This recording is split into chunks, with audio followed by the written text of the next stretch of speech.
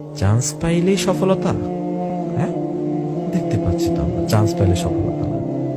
বুয়েটের student, medical student, পাবলিকের student, সব জায়গায় ওরা ওদের চিন্তা কি বিসিএস ক্যাডার হবে, ওদের চিন্তা কি চাকরি নিবে। এই মেন্টালিটি নিয়ে কিন্তু ওরা বড় হচ্ছে। ঢাকা ইউনিভার্সিটির ক ইউনিটের জন্য ফর্ম তুলেছিলাম। ফ্যামিলি এমন ভাবে মাইন্ড সেট আপ দিছিল যে ঢাকা ইউনিভার্সিটিতে চান্স পাইতেই হবে। আমিও স্বপ্ন দেখে ফেলেছি, জয়কুলির প্রশ্ন ব্যাংক সব একদম ভালো করে সলভ টলভ করে গেছে। আর আমার খুব ভালো প্রিপারেশন। ক ইউনিটে পরীক্ষা দিতে গেলাম, পরীক্ষার হলে ঢুকে টেনশন শুরু হয়ে গেল। একটা দুটা না পারতে মাথা ওলায় গেল। দেখা গেল যে 20টা না কয়টার মতো আর কি সঠিক করছিলাম, বাদ বাকি আন্দাজে দাগায় চলে আসার পরে খুব মন খারাপ হলো। বাসায় আর ঢুকলাম না। এদিক সেদিক ঘোরাঘুরি করে বন্ধু বান্ধবদের সাথেও দেখা না করে খুব মন খারাপ নিয়ে আর কি বাসায় প্রবেশ করলাম। মাথার ভিতরে অনেক চিন্তা আসলো, আমি তো চান্স পাবো না, কি করবো আর।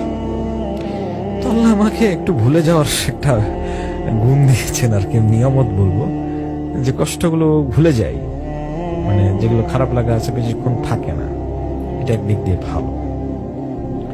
তো দেখা গেল এই সময়টা আমি আবার ভুলে গেলাম, আচ্ছা ঠিক আছে কি হবে, এখন আরেকটা আছে, ডি ইউনিটের পরীক্ষা আছে, লেটস ট্রাই ইট।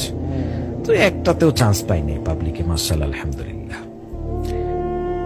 আমি এটাকে ডিমোটিভেট করছি না, আমি তাদেরকে বলছি যারা অ্যাডমিশনের জন্য প্রিপারেশন নিয়েছেন, আপনাদের পিতামাতাদের অনেক আগ্রহের কারণে, নিজেদের আগ্রহের কারণে মনে করেছেন যারা ঢাকা ইউনিভার্সিটি, ঢাবিতে যারা পড়ে, বুয়েটে যারা পড়ে, মেডিকেলে যারা পড়ে, সর্বোপরি পাবলিকে যারা পড়ে, তারা খুব স্মার্ট বা তাদের লাইফ একদম শাইন হয়ে যাবে এক নিমিষের ভিতরে।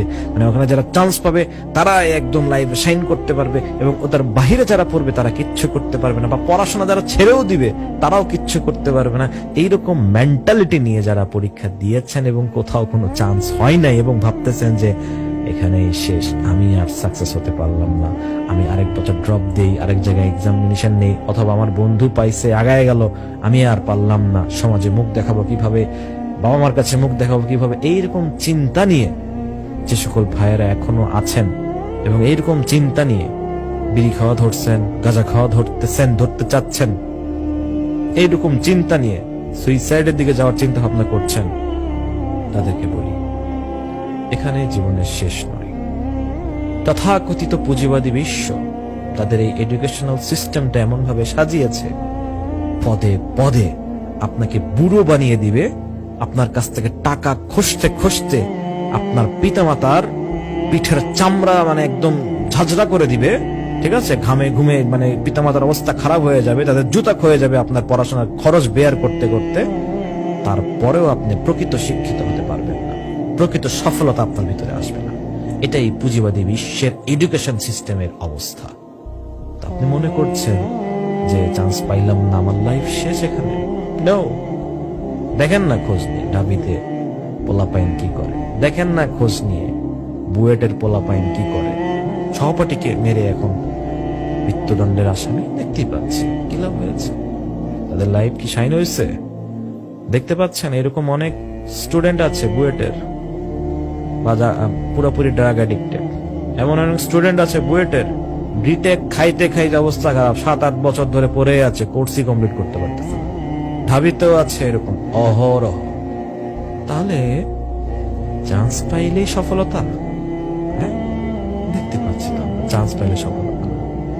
বুয়েটের স্টুডেন্ট, মেডিকেল স্টুডেন্ট, পাবলিকের স্টুডেন্ট, সব জায়গায় ওরা ওদের চিন্তা কি বিসিএস ক্যাডার হবে, ওদের চিন্তা কি চাকরি নিবে। এই মেন্টালিটি নিয়ে কিন্তু ওরা বড় হচ্ছে, এবং দেখা যাচ্ছে যে চাকরির ক্ষেত্রে 3000 কোটা, 4000 কোটা, ক্যান্ডিডেট 5 লাখ, 6 লাখ, 7 লাখ, সবাই চাকরি পাবে?